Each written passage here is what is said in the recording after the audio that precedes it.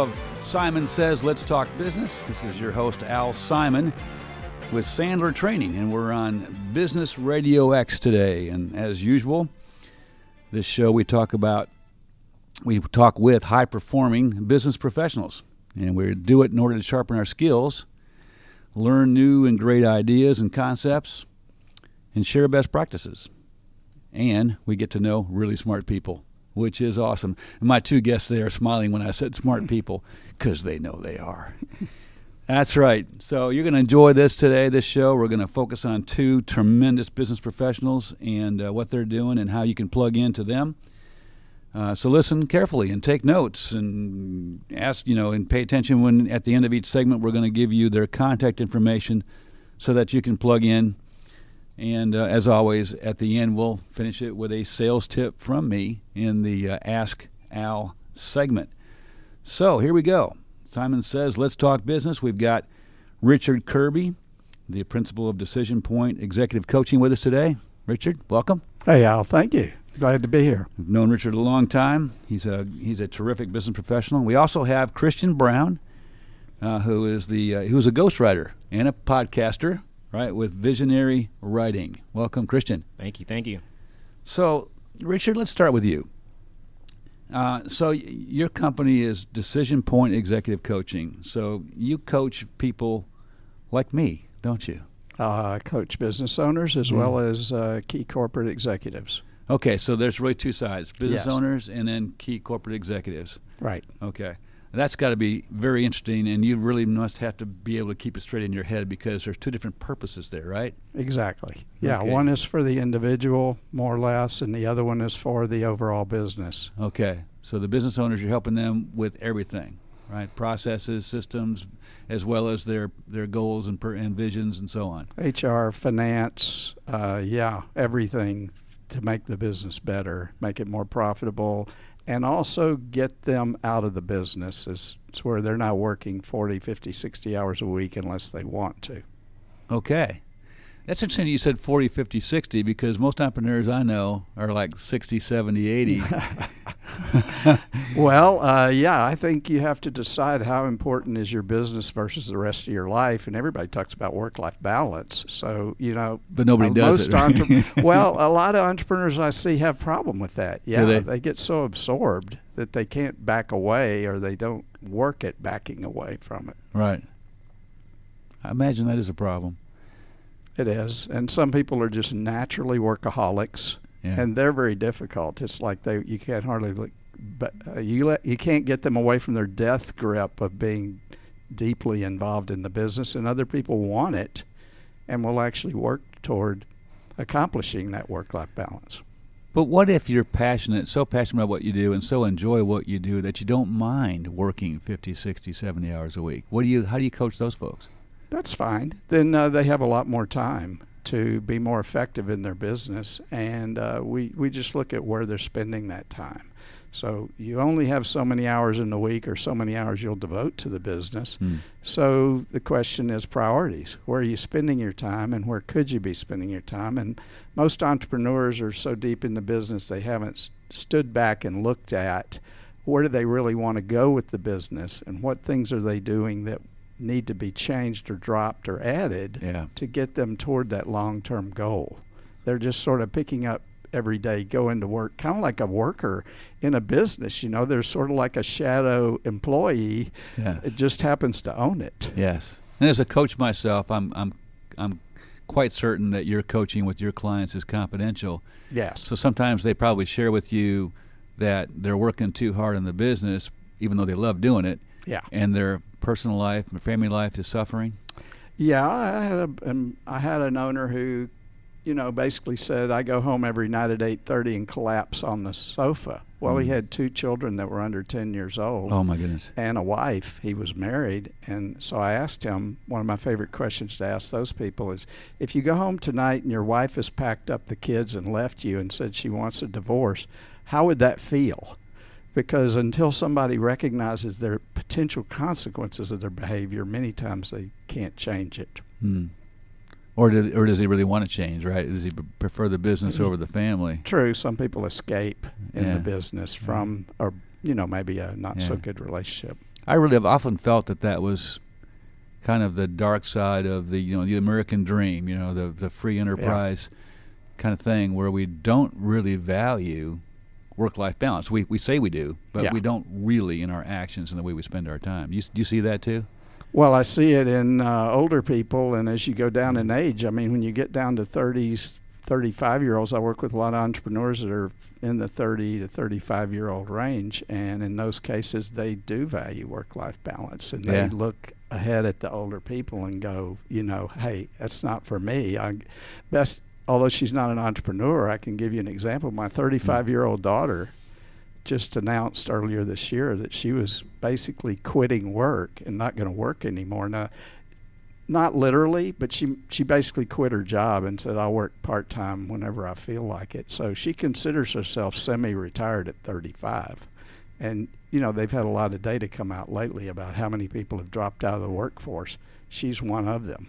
So this is radio, and so there's no pictures here, but we're both kind of looking over at Christian because he is a lot younger than you and me. And yeah. So how about you, Christian? I mean, do you see that work-life balance differently than, say, 60-year-old entrepreneur does? Yeah, I would say so. And I think now, in today's climate, it's a lot more focused on culture. And if a culture of a company doesn't fit with your personal culture, then I guess it's easier to leave now. Right? Yeah. So that's what I would say, and that's what I see from, I guess, my peers. Right. I just helped a lady who's about 50 years old and somewhere in the middle between that get a new job, and the company she's working for, which is a well-known company in Atlanta, has unlimited vacation, paid vacation. Unlimited now, paid that vacation. doesn't mean you can't ever go to work, but what it means is they're very flexible if you're getting your work done. So I said, so what does that mean to you? She said, based upon knowing the company, I could probably take 6 weeks of vacation without too much problem and wouldn't get any flack over it. But they don't actually tell her in the offer letter how many weeks of vacation she has. That is interesting. They better be open with, are you able to keep your job if you're starting to abuse that? Exactly. Wow. Isn't that something? I guess if you're productive, we have a concept in our training that, is that you need to be on goal time and not clock time.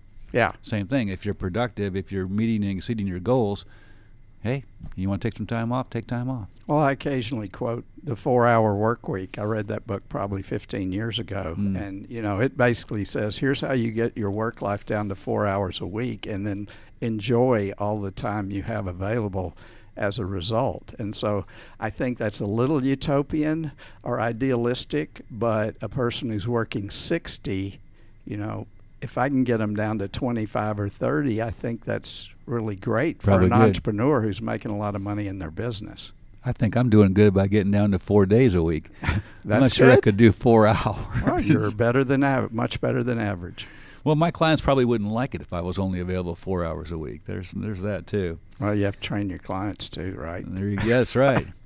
Now, you weren't always an entrepreneur or an individual coach, right? You used to be in the corporate world. How'd you get into coaching? Well, I started in engineering. I have an engineering degree, which is pretty weird for a coach. You don't find many of them. You don't. That's true. And I wasn't happy in engineering, so I went into training and development in HR at a corporate training center. I was in a Fortune 100. And I loved teaching, so I got to teach engineers, but didn't go home and didn't have to worry about doing it. And that was a great bridge job. I ended up from that going into marketing, and from marketing into sales. And I was in sales management for about 10 years. And in 2001, when that recession hit, I was in an industry that just got hammered. And they had big layoffs. I got laid off. I started looking for a job. And then I ran across a guy who was doing coaching. I'm like, that looks like a lot more fun than going back and getting a job. So somewhat like my daughter, who's 35, I decided I'd like to kind of drop out of corporate America and do my own thing in mid-career, middle age. And so I ran into a guy who was doing coaching and was very successful with it. And I basically said, I want you to tutor me on how to do what you do. Yeah, but you had already coached engineers, so you had an idea already. Yeah, I had been coaching all along. Then the first real concrete incident of it I can think of is when I was about 23, so I'm a year and a half or so out of college, and I had a guy working for me that was like 25, and he was kind of mediocre in his job and kind of blah in his attitude toward the job. And so I'm 23, he's 25. If you imagine this coaching experience, and I go like, how do you like your job? And he's like, it's okay. I said, yeah, that's the vibe I get from you. So how good do you think this is really where your strength and your power and where you're really good at this engineering stuff? And he said, not particularly, but I guess I'm okay. And I said, yeah, I think you're kind of okay. You're about middle of the road, but didn't look to me like you're ever going to love this or be great at it. Yeah. So I asked him, why don't you go get a different job? So I think that's the first, career coaching I gave to an employee of mine who basically quit after, a few months. I sort of convinced him he didn't need to be in the job. You know what? I really like that approach, actually. I think that sometimes when we're coaching people, we're doing them a disservice if we try to make them thrive where they're not really built to thrive. Yeah, just optimizing a person who's not in the right job is, you could say that's selfish of the employer or of the manager, but it's not good for the employee. It's not. When we onboard a new client, one of the first things I say in their first session with me is, why in the world are you in sales? Uh-huh. And you know how hard this is? You probably shouldn't even be in sales. Mm-hmm. And they look at me like I got three eyes.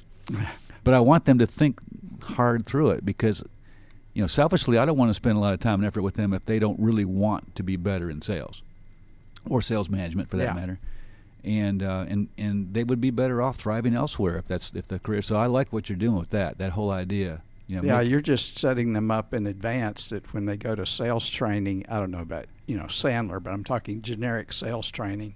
They tell you, you've got to be prepared to get 50 no's before you get one yes. So when somebody tells you no, you go like, thank you, next.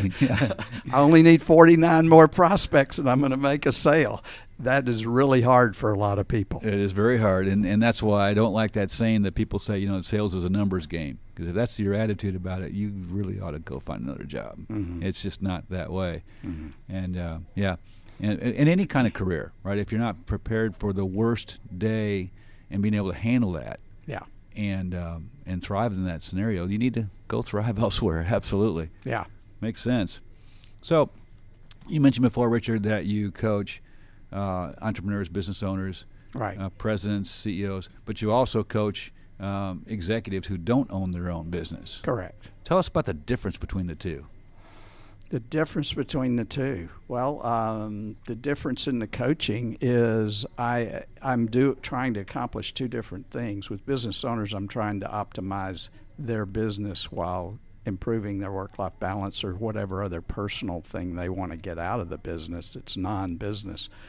And in terms of individual executives, my typical client is a person who's a high performer in a job and they say, I hate my boss, or the company's going in the wrong direction, or no matter how good I am, I can't really make it be successful at this company. So they're in a job and they're wanting to make a change and they're not happy where they are. That's the corporate executives I work with. So a lot of executive coaches, the company brings them in order to coach them up to be better in their job or to be prepared for advancement. I don't do that kind of executive coaching. Okay. Which is kind of traditional and where most people fall. Yeah, that's what I would have assumed. No, I'm more about, I'll give you a really good example. I coached a divisional president of a local company, and he had about a $200-and-something million division of like $1 billion company. And he came to me and he said, I've hit my numbers every year for the last 3 years, and all I hear from the CEO is, you're a sandbagger. Wow. So it's like it deflates him. Yeah. Every time he makes his objectives, it's like you set your objective too low. How demotivating is that? And he's like, I can't take it anymore. The boss is the one that needs your coaching. Exactly. Yeah. Wow.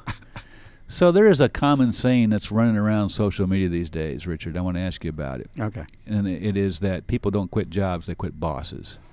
What's your take on that? I did a presentation last week on why individuals are so empowered in this in this job market today. Yeah. Because there's so many jobs with so few people that fit the jobs. So the employee really does have the upper hand in negotiating and other things today. And I went and found a survey, and they had a survey of about what's the top 10 reasons in 2021. It was a recent survey that people leave the jobs, and the boss was in there. And traditionally, leaving the boss is always one of the top, if not the top reasons. All right. There are other reasons: lack of recognition, lack of upward opportunity, feeling like you're undervalued or underpaid. Those type of things. But the boss is pretty consistent over 15, 20. I've been coaching 20 years almost, and that one's always in there near the top. Is it? Yeah, I mean, every day. I mean, if the person, especially if the person's actively involved in what you do, that you have to report to them and brainstorm and strategize with them, you can't get away from them. Right. Now, some bosses are hands off, and even if they're a terrible boss, you can definitely live with it because you don't have to put up with them too much. Yeah. Yes. Well, I had a 24-year corporate sales career before I bought this company in 2001, and I got a similar 2001 story that you have, and so maybe our timing is similar. Yeah, it probably is. Yeah, in terms of just changing your direction. I always like to say, in order to feel like I wasn't a drag of the company and getting fired or downsized, that I was 167% of my sales objective of my team the day I got fired. Yeah. And on the flip side of that, I understand exactly why the employer let me go or fired me, and I would have done the same thing if I was them. Really? So I think that's one thing that's unusual about me, is I see both sides of the employment situation because I'm working with individuals as well as business owners, and there is a justification. If the people are rational, there's a justification on each side for it's a transaction. You're not joining a family, contrary to what some people may want to present themselves in their company brand in general. Yeah. Joining a company, you're providing a service, they send you a check periodically for your service, and it's a business transaction. And it doesn't mean there isn't more there, but that's the core of what it's generally about. Right. Well, seeing both sides of that employer-employee situation, given this labor market right now, I mean, it's tough. Right? Especially, we see it in sales, right? All my clients are looking for salespeople. It's they tough can't for find hiring, them. yes.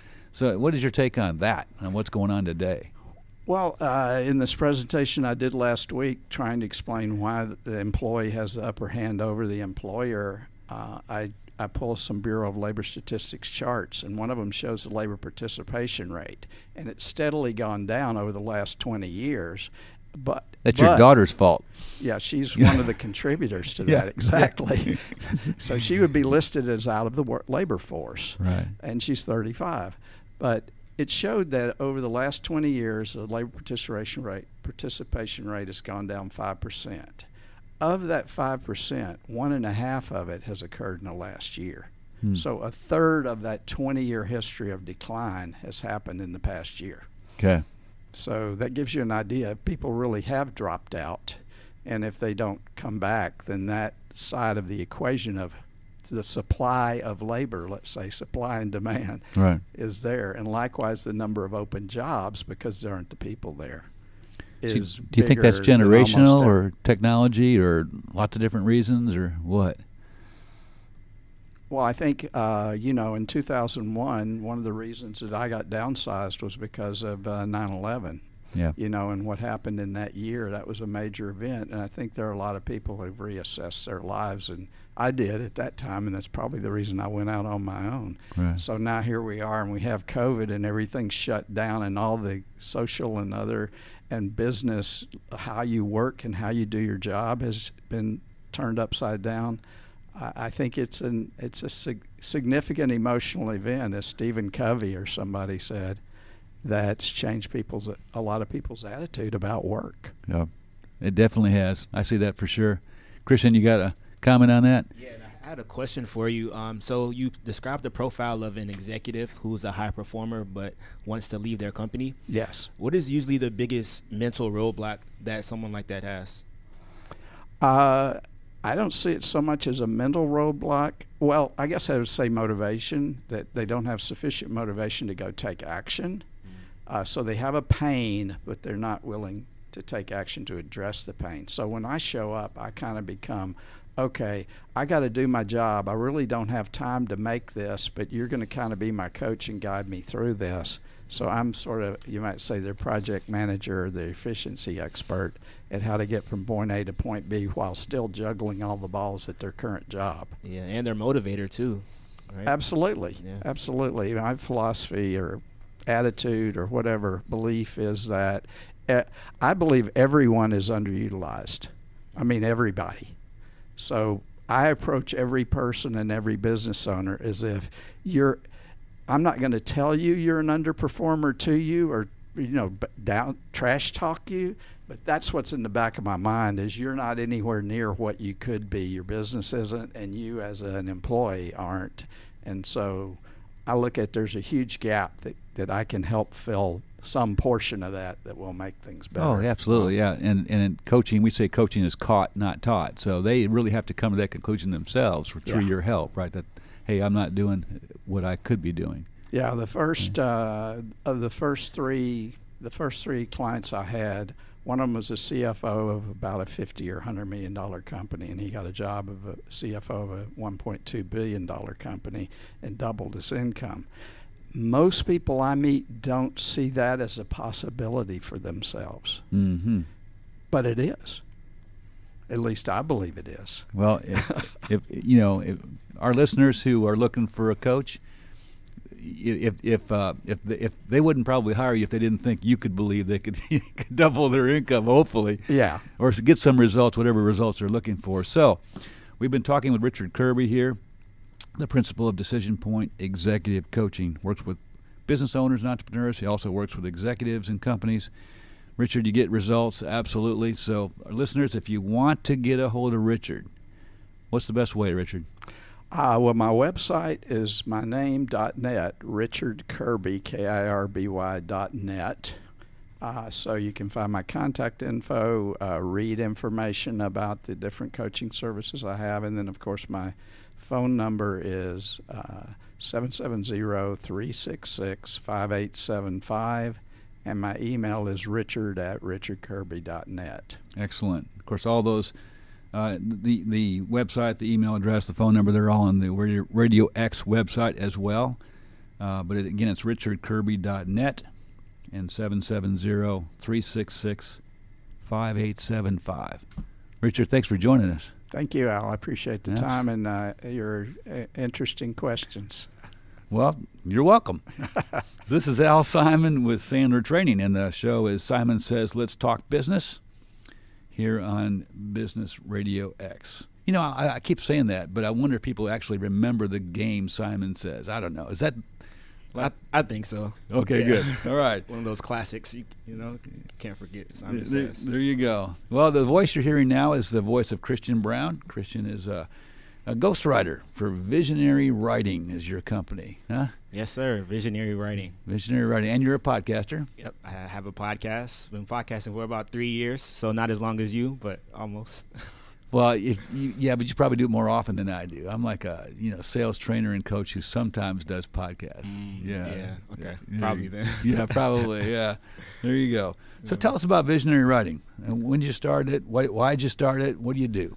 Yeah, so I was an entrepreneurship major at Kennesaw State University. Go Owls. Go Owls, right? and Kennesaw was actually the first school in Georgia to offer entrepreneurship as a major. And so I was a part of that first cohort. By the way, they're students. also one of the few schools in the nation that has a degree in sales. Did you know that? Oh, wow, I didn't. Yeah. But I did know they have a degree in sales, but I didn't know, it was, yeah, there aren't that many. Wow, that's cool. So through that entrepreneurship program, one of our tasks, if you will, was to start a business. And when I entered the entrepreneurship major, I had been an entrepreneur before. I started 2 online businesses, just selling products online. The first product, I was selling baby products all around the world. Wow. And the second business, I was selling makeup vanities to college girls. And you just wanted to meet girls. Come on, come on. Really, I just wanted to make money, and I thought, selling products was the way to do it. But then, literally, the first class of my entrepreneurship major, I had met a guy named Mike Russell, and I asked him to be my mentor. And so we started meeting weekly. And in our first meeting, he asked me what I did, and I told him about my baby products and my vanities. And around this time, I also had written a book. And so I gave him one of my books, and he was like, okay, you created this beautiful project in this book, but you're selling baby products and makeup vanities. Like, why are you doing that? And I said, well, I want to make money. And he said, okay, what are you passionate about? What's deep in your heart? And I said, well, I love writing. And so he said, okay, find out how to make a business based on your passion and your gift.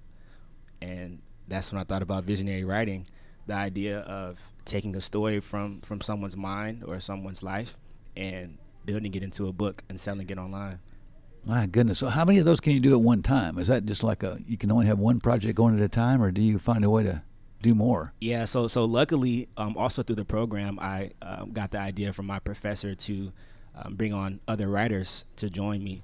So right now I have about 3 writers working with me. Oh, do you? And so I can do 3 projects at one time. 4 if I write myself, but I try not to write in the trenches anymore. So what's the hardest part of ghostwriting? The hardest part, it depends, right? Because sometimes the person that I'm working with, the client, they're not very expressive. And I like to get deep when I talk with clients, because it's those deep stories and those deep memories that make up a good project. And some people just aren't willing to. And so I think that's the hardest part, when you have someone who is protective over their stories. That's kind of difficult. So how do you pull them out?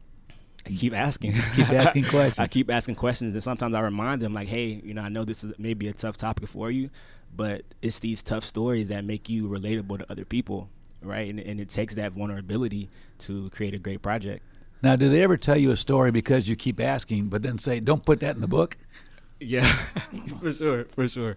Yeah, there are some stories like that, but yeah, those are always good too, because it's just a step further into getting more and more out. Okay, right? So this isn't fiction. This is people's stories. This is biographies. Yeah, people's stories. And so usually when I do projects, we focus on a topic that a writer wants to talk about, but then we use their personal stories to teach on the subjects. Okay, and then what do you podcast on? So my podcast is called Your Visionary Podcast, and I started that in college as well, basically as a way to bring on mentors, because after my mentor just helped me transform my life, I thought it would be amazing for other college students to get the opportunity to hear from similar people. And so I talk about entrepreneurship, talk about business, and talking about helping people create a vision for their life. Nice. Sounds like you might want to get a hold of Richard Kirby and have him on your podcast. Right? Definitely. Because there are a lot of people who need coaching. I mean, my audience is mostly like 17 to 29. So if you're willing to go down further in the age range, we'll love that, Richard. I'm always willing to talk, doesn't matter whether they be a client of mine or not, but I'm always happy to participate in the podcast or offer ideas. Yeah, and I think that's important, because one of the things that I was just grateful to learn early on, and I say early on, but it was 10 years ago when I was 15, I learned how important your environment is to the way you think and the way you live. And for me, it took some years to really learn that and intentionally change my environment. But now at 25, I'm super intentional about the rooms that I place myself in. And so that leaves me here with great, men like you guys. And so I would love to just have you on there, and that's kind of the goal with the podcast, to bring on, a different environment. That is great advice, Christian.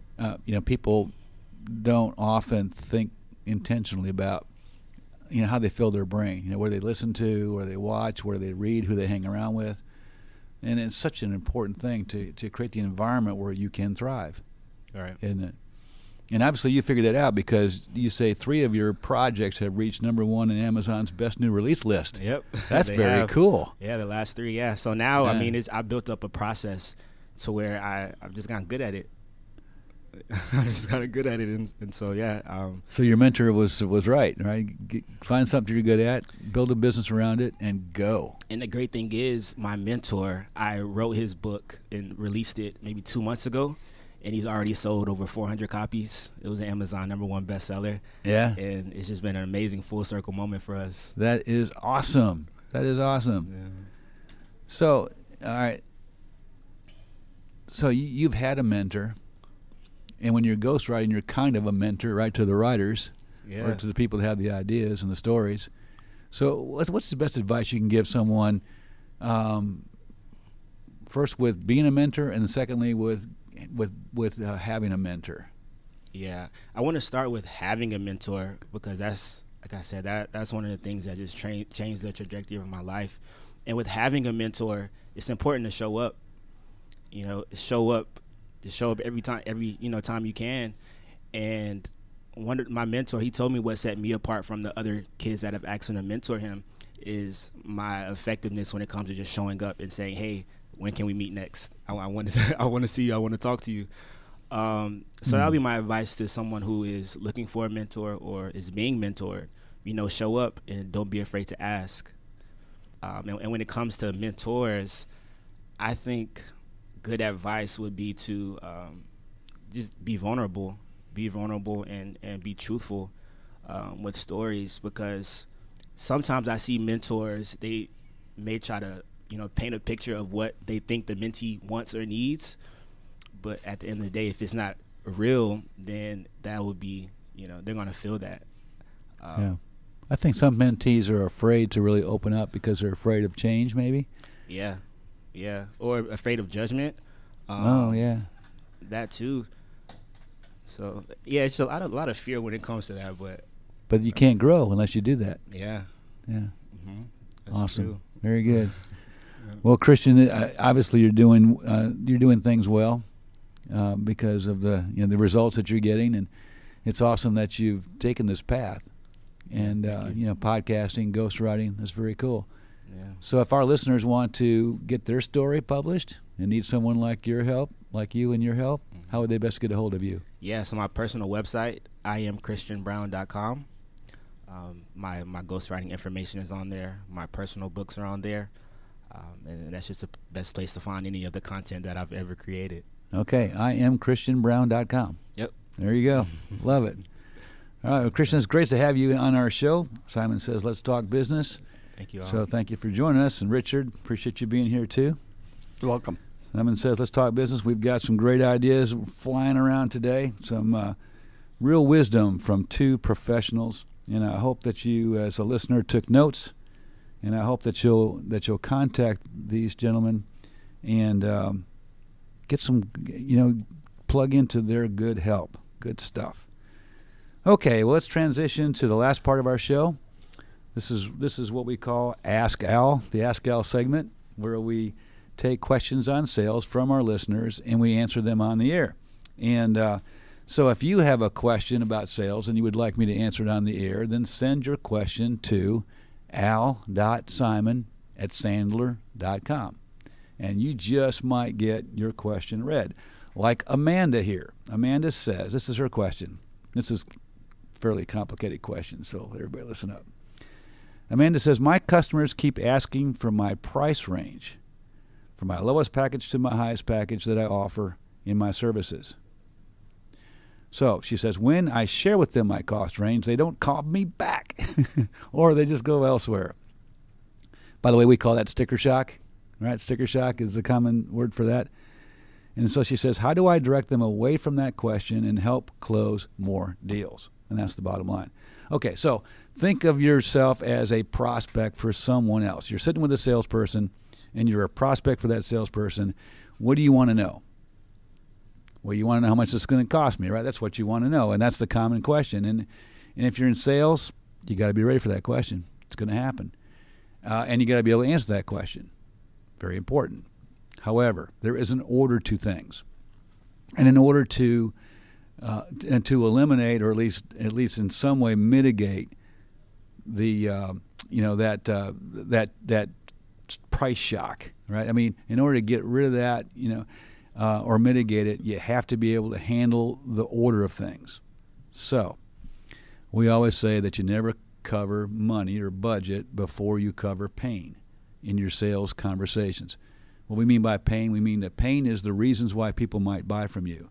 They're usually going away from some kind of a bad situation or wanting to go toward a better situation. And we call both of those pain. You got to have that conversation before you start naming numbers. Why? Because of sticker shock.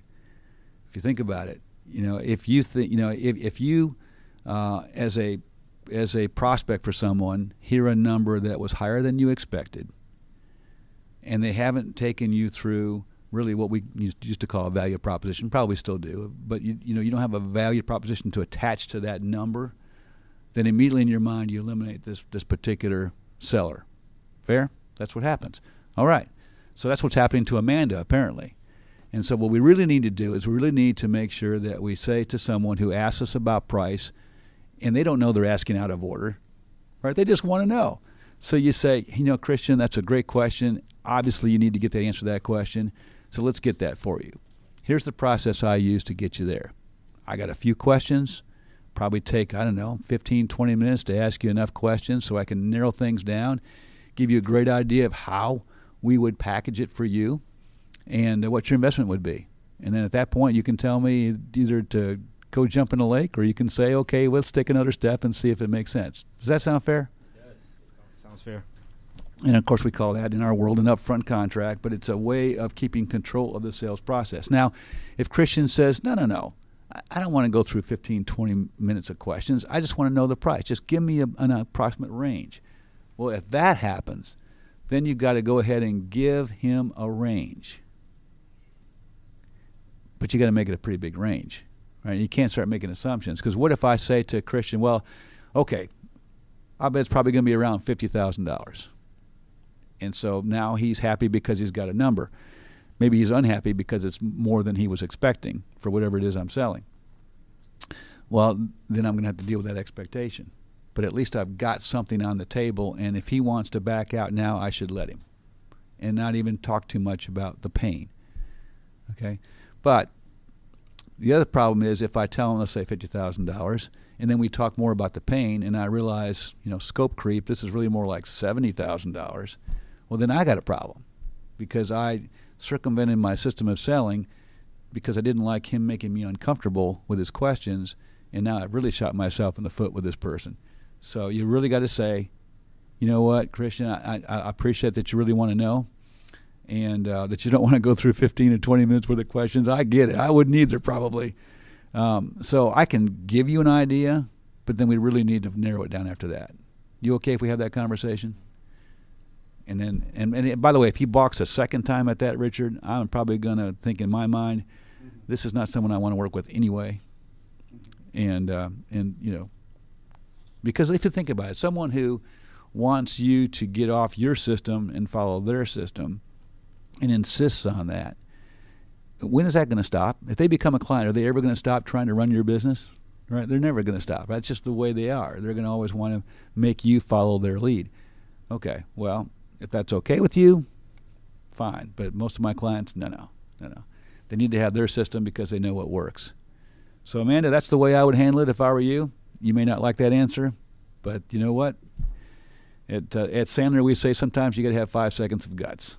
When they ask you the question how much this is, and you know that's not a good way to go yet, you got to have 5 seconds of guts and say, certainly, let's get you that answer. Here's how we do that. Here's the process. And then lay that process out, see if they're going to follow the process or not. And that's the sales tip today from Al Simon with Sandler Training by Simon Inc. And this has been Simon Says Let's Talk Business on Business RadioX. So as always, good selling.